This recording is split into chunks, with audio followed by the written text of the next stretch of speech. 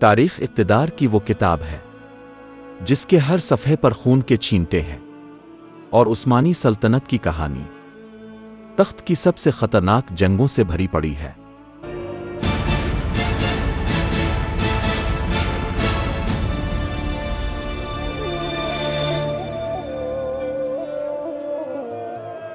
بایزید اور جمشید کی جنگ ختم ہوئی، مگر اس جنگ سے ایک ایسے دور کا آغاز ہوا جہاں بھائی بھائی کے سامنے بیٹا باپ کے مقابل، اور فوج بادشاہ سے زیادہ طاقتور ہو گئی۔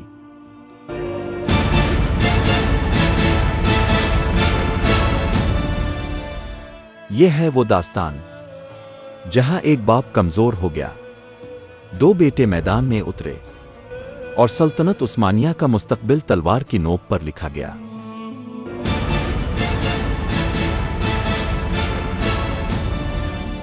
چودہ 1495 میں سلطان جمشید کی موت کے بعد سلطان بایزید ثانی کا دور بظاہر پرسکون تھا، مگر اندر ہی اندر سلطنت میں دراڑیں پڑنا شروع ہو گئی تھیں۔ سلطان بایزید ایک روحانی مزاج والا، نرمی سے حکومت کرنے والا بادشاہ تھا، مگر سلطنت عثمانیہ نرمی سے نہیں، لوہے سے چلتی تھی۔ بایزید نے جن عالموں کی نصیحت پر جنگوں سے پرہیز شروع کیا تھا، اس بات پر چیری سخت ناراض تھی۔ 19 سال تک فوج کو غیر متحرک رکھا گیا، اور ایماندارانہ طور پر فوج کو اس سے زیادہ کوئی چیز پسند نہیں تھی کہ وہ میدان میں رہے۔ نتیجہ فوج کی ناراضگی اور تخت کے لیے خطرہ۔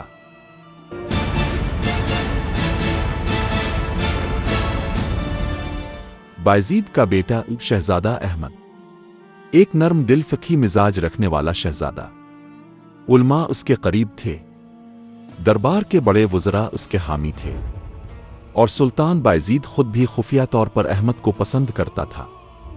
احمد کے بارے میں کہا جاتا ہے کہ وہ بادشاہوں کی بجائے صوفیاء کے ساتھ زیادہ وقت گزارتا تھا۔ اسے جنگ کبھی پسند نہیں تھی، مگر تخت وہ بھی چھوڑنا نہیں چاہتا تھا۔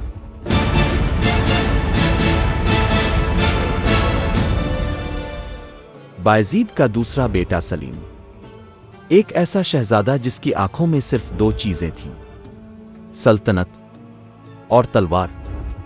اس کے استاد ایک قراخانی ترک سردار تھے جنہوں نے اسے کم عمری میں ہی یہ جملہ کہہ دیا تھا، سلطنتیں نرم دلوں سے نہیں، آہنی ہاتھوں سے چلتی ہیں۔ سلیم کا بڑا بیٹا سلیمان، جو بعد میں قانونی کے نام سے پکارا گیا، بھی اس وقت تک اس کے ساتھ تربیت میں تھا۔ سلیم جہاں جاتا، فوجی افسر اس سے متاثر ہو جاتے۔ سلیم نے کریمین خانیت کے ساتھ خفیہ معاہدہ کیا تھا تاکہ جب وقت آئے شمال سے فوجیں داخل ہو سکیں۔ یہ معاہدہ انتہائی خفیہ تھا، یہاں تک کہ بایزید بھی نہیں جانتے تھے۔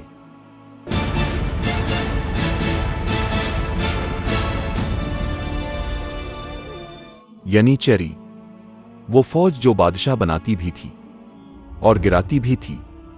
1499 میں چیری کے ایک گروہ نے کہا، ہمیں احمد قبول نہیں، وہ کمزور ہے، سلیم کے سوا کوئی سلطان نہیں ہو سکتا۔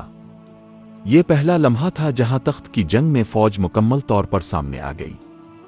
دربار نے خفیہ طور پر چیری کے کچھ سرداروں کو زہر دینے کا منصوبہ بنایا۔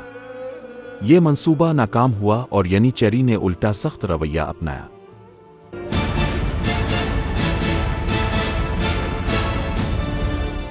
جہاں سلطنت مردوں کے ہاتھ میں تھی، وہاں حرم عورتوں کی سلطنت تھی۔ سلیم کی والدہ گال بہار خاتون اور احمد کی والدہ بخان سلطان در حقیقت تخت کی جنگ کی اصل محرک تھیں۔ حرم میں ایک رات گال بہار اور بخان میں شدید جھگڑا ہوا، مگر عثمانی مورخین نے اسے قصر کی سب سے خاموش مگر خطرناک رات کہا ہے۔ ہر ماں اپنے بیٹے کو تخت پر دیکھنا چاہتی تھی، اور حرم کی عورتیں وزراء، درباریوں، حتیٰ کہ قاضیوں تک کو اپنے اثر میں لے رہی تھیں۔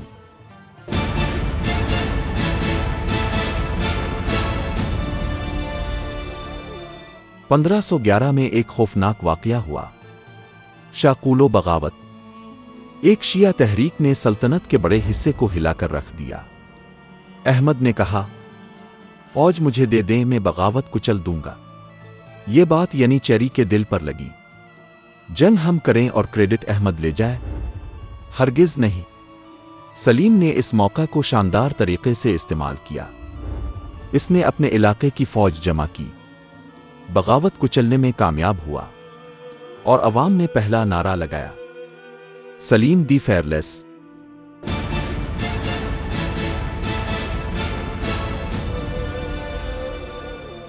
1512 میں سلیم نے اپنے والد کا سامنا کیا۔ سلیم، اگر احمد سلطان بنا تو سلطنت ٹوٹ جائے گی، مجھے تخت دے دیں۔ بایزید غصے میں زندہ ہوں اور میرا وارث احمد ہے۔ اس رات دربار میں ہلچل مچ گئی، وزراء دو گروہوں میں بٹ گئے۔ سلطان بایزید نے اس رات احمد کو خفیہ خط لکھا، استنبول فوراً پہنچو، لیکن خط راستے میں پکڑا گیا۔ سوال یہ ہے کہ خط کس نے پکڑا؟ جواب ہے ینیچیری نے۔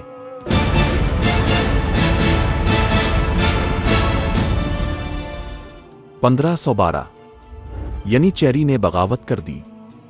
انہوں نے بایزید کے محل کے باہر نعرہ لگایا، سلطان چاہیے، فقیر نہیں۔ دربار مجبور ہوا، بایزید کو تخت چھوڑنا پڑا۔ سلیم نے استنبول میں داخل ہوتے ہوئے وہ جملہ کہا جو تاریخ کا حصہ بن گیا، آج سلطنت نے مجھے نہیں، میں نے سلطنت کو بچایا ہے۔ 2 ماہ بعد شہزادہ احمد فوج لے کر آیا، ایک آخری جنگ کے لیے۔ یہ وہ جنگ تھی جہاں بھائی نے بھائی کی قسمت چاقو سے نہیں، سیاست سے لکھی۔ جنگ میں احمد مارا گیا، سلطان سلیم فاتح ٹھہرا۔ کہا جاتا ہے کہ جنگ کے بعد سلیم نے احمد کی لاش پر ہاتھ رکھ کر کہا، بھائی، ہمارے خواب ایک ہی تھے، راستے الگ ہو گئے۔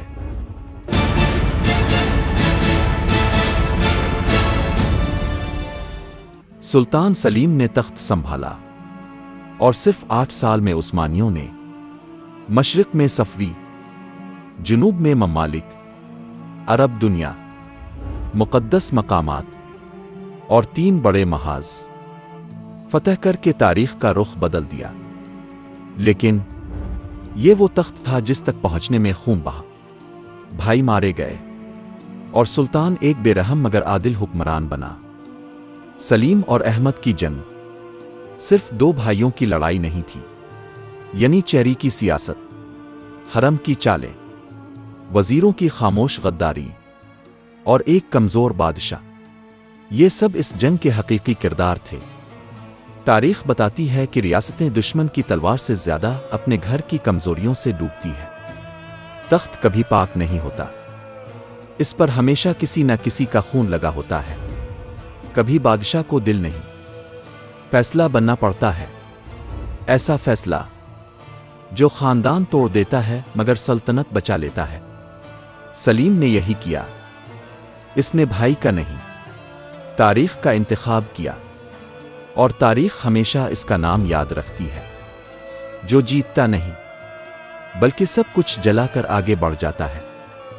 کیونکہ تخت کے کھیل میں جیت کم ہوتی ہے اور جلنا زیادہ ہوتا ہے۔